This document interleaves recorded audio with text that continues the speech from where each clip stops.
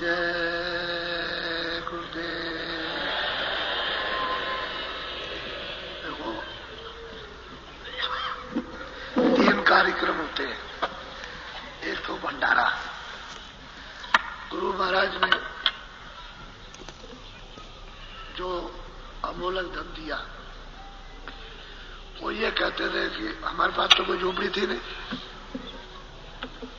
तो लोग ये कहते थे कि अभी झोपड़ी कहां से बनाएंगे, कोई झोपड़ी नहीं थी। गुरु महाराज तो गृहस्थ आश्रम में थे, तो कोई झोपड़ी नहीं थी। तो लोगों ने पूछा, भाई इनकी कोई झोपड़ी वोपड़ी? कहने लगे कि अगर झोपड़ी तुमको बनाना है तो मथुरा में रहना।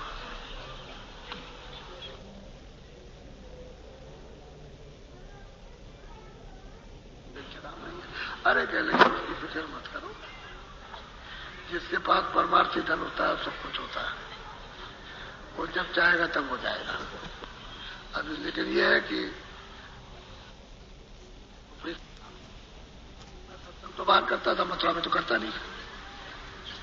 मैंने तो बाहर ही सत्संग किया, पूर्वी क्षेत्रों में, इधर राजस्थान में पहले, और ये तो बाद में फिर जब ये सब लोगों ने प्रेरित किया कि कहीं न कहीं कोई झोपड़ी, कोई कुटी, कोई रहने की कोई जगह, ताकि लोगों को बताया जा सके कि वहां रुके हुए।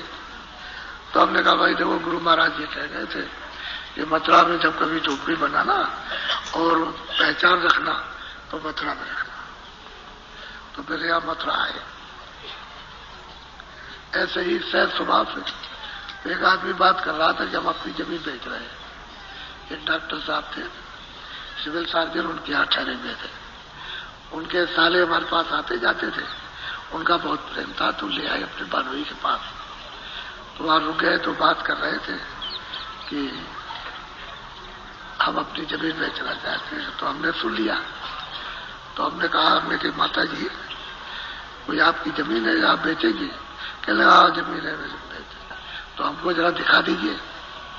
हमारे गुरु महाराज कहते थे, कभी झोपड़ी वोपड़ी बनानी हो, जब सत्संग शुरू हो जाए और बनाना चाहो तो मथुरा रखना।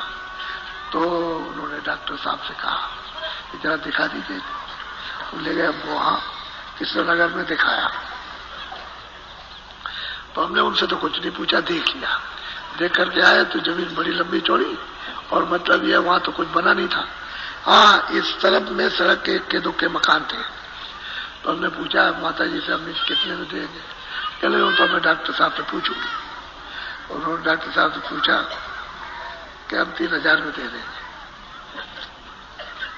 3000